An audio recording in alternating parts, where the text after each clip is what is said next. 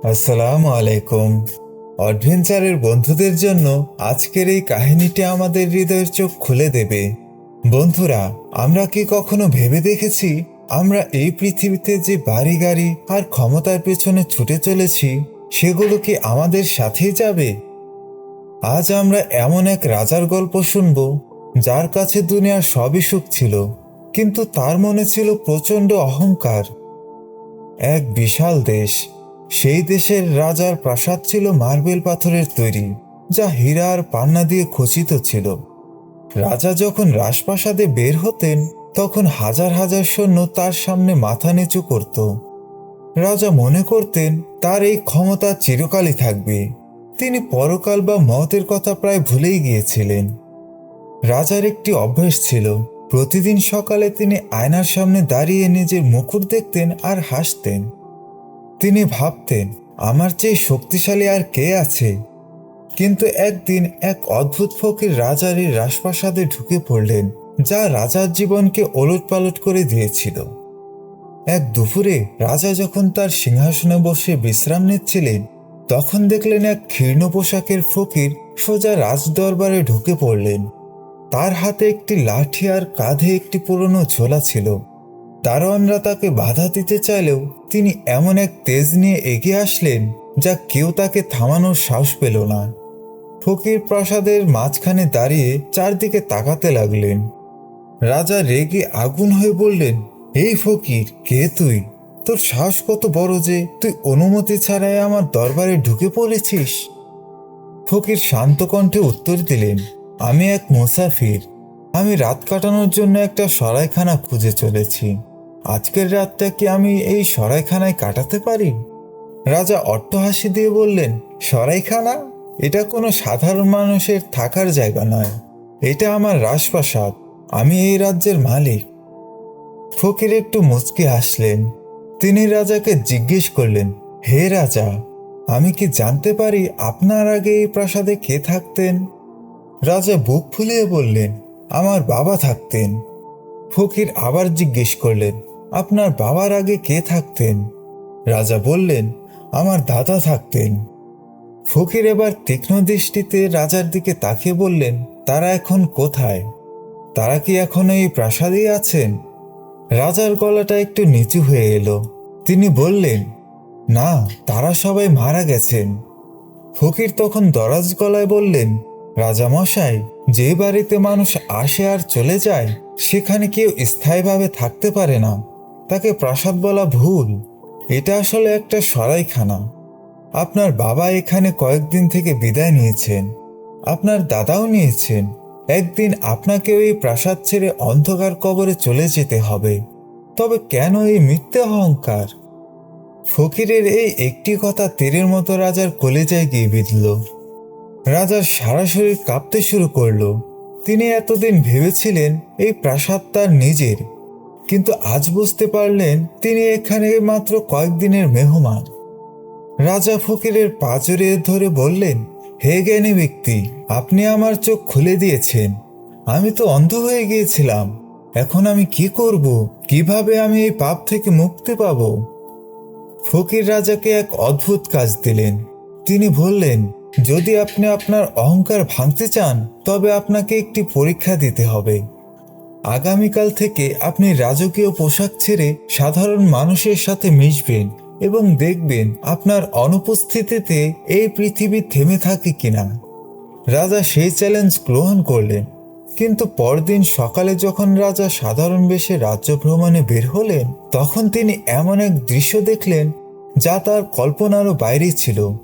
তিনি দেখলেন তারই সবচেয়ে বিশ্বস্ত মন্ত্রী তার বিরুদ্ধে ষড়যন্ত্র করছে। ফকিরের কথা মতো রাজা পরদিন খুব সাধারণ এক ভিখারির বেশ ধরলেন। মাথায় একটা পুরনো পাগড়ি আর গায়ে তালি দেওয়া জামা। রাজা তার রাজপ্রাসাদের গেট দিয়ে বের হয়ে সাধারণ মানুষের বাজারে গিয়ে দাঁড়ালেন। যে বাজারে রাজা আগে হাতি বা ঘোড়ায় চড়ে আসতেন এবং মানুষ ভয়ে রাস্তা ছেড়ে দিত, আজ সেই বাজারে কেউ রাজাকে চিনতেও পারল না। রাজা দেখলেন জনৈকিক দোকানদার তাকে ধাক্কা দিয়ে সরিয়ে দিচ্ছে। রাজার মনে হলো, হায়, গতকালও আমি এই রাজ্যের সব মানুষের ভাগ্য বিধাতা ছিলাম, আর আজ আমার কোনো পরিচয় নেই। রাজা বুঝতে পারলেন মানুষ আসলে রাজাকে সম্মান করত না, সম্মান করত তার পোশাক আর ক্ষমতাকে। তার ব্যক্তিত্বের কোনো দামই ছিল না, দাম ছিল শুধু তার সিংহাসনের। এই তিক্ত সত্যটি রাজার অহংকারকে একেবারে গুঁড়িয়ে দিল। তিনি দেখলেন তার অনুপস্থিতিতে পৃথিবী একটুও থেমে নেই। সব কেনাবেচা, হাসাহাসি ঠিক আগের মতোই চলছে। তিনি থাকলেন কি না থাকলেন তাতে মহাবিশ্বের কোনো যায় আসে না। ঠিক সেই সময় রাজা দেখলেন তার সবচেয়ে কাছের এবং বিশ্বস্ত মন্ত্রী বাজারের মাঝখানে দাঁড়িয়ে বড় বড় কথা বলছেন। মন্ত্রী ঘোষণা করেছিলেন যে রাজা অসুস্থ এবং হয়তো তিনি আর ফিরবেন না, তাই এখন থেকে মন্ত্রী সব ক্ষমতার মালিক। রাজা দূর থেকে দাঁড়িয়ে নিজের বিশ্বস্ত মানুষের এই বেইমানি দেখলেন। তিনি ভাবলেন, যাকে আমি সব উজাড় করে দিয়েছি সে আজ আমার মরার আগেই আমার গদিতে বসতে চাইছে। রাজার চোখের সামনে থেকে দুনিয়ার সব রঙিন পর্দা এক নিমেষে ছিঁড়ে গেল। তিনি বুঝতে পারলেন এই পৃথিবীটা একটা মস্ত বড় ধোঁকা। এখানে কেউই কারো নয়, সবাই শুধু ক্ষমতার কাঙাল। রাজা তখন আবার সেই ফকিরের কাছে গেলেন। ফকির প্রাসাদের বাইরে একটি গাছের নিচে শান্তিতে বসেছিলেন। রাজা তার পায়ের কাছে পড়ে অঝরে কাঁদতে শুরু করলেন। রাজা বললেন, হে মহাত্মা, আমি আর এই রাজপ্রাসাদে ফিরতে চাই না। এই হীরা জহরত আমার কাছে এখন পাথরের মতো মনে হচ্ছে। আমাকে এমন এক পথ দেখান যা আমাকে আমার মালিকের কাছে নিয়ে যাবে। ফকির রাজাকে টেনে তুললেন এবং তার চোখের জল মুছে দিলেন। ফকির বললেন, রাজামশাই, এই তো আপনার হেদায়েত শুরু হলো।